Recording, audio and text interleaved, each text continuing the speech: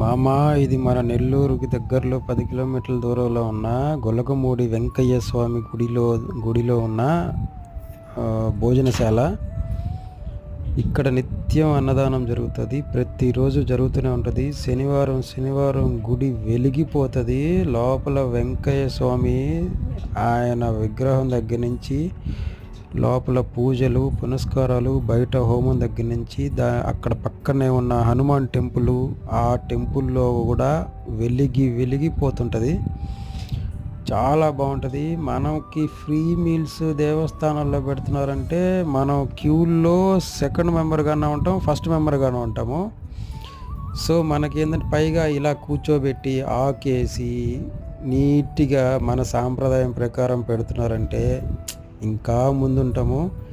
అన్ని ఐటమ్స్ ఉంటాయి. ఫ్రై దగ్గర నుంచి, సాంబార్ దగ్గర నుంచి, పప్పు దగ్గర నుంచి. ఎంజాయ్.